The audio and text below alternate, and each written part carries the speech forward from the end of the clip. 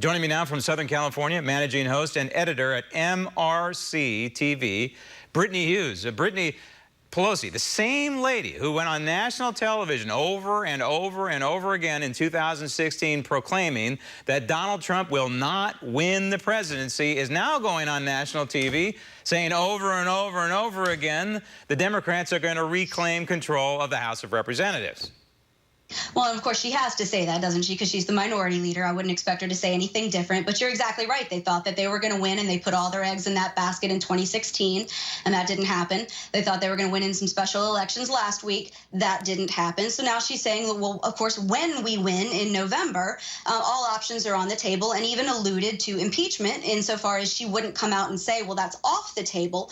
So I think what she's doing here is she's making a very politically calculated move. It's one we've seen before. She is a fairly established Democrat. She's going to come out and already bank on her side winning, and she's not going to come out and say whether she's for or against the idea of impeachment. She's going to try to leave all of her cards in play without showing her hand, and kind of virtue signal to try to do this unification thing as a last-ditch effort going into November. Oh, she's all for impeachment. Let's face it. If they happen to, and God forbid, the Democrats happen to retake the House, she would have to go for impeachment. She'd be run out of town if she did not. Meantime, at the White House, the president, I think, is pointing out the obvious, that the mainstream media is, he says, covering up.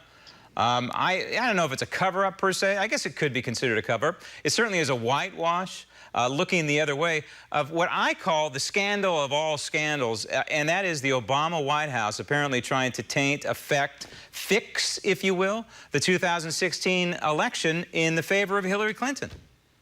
If you want to talk about collusion or allegations of collusion, you don't really need to look much further. I mean, this is a story that is made for TV. It's so wild. It's so convoluted. You've got an investigation that's based on a dossier written by an ex-British spy for Fusion GPS. You've got a woman working at Fusion GPS whose husband is a top official in the FBI, who's handing over documents to agents who are, talking about taking down the Trump campaign during the election. I mean, this is wild, and any media worth its salt would be all over this story like a dog with a bone if they were actually interested in pursuing the truth, in pursuing facts, and in digging up really crazy scandals, and they're not. Can you imagine?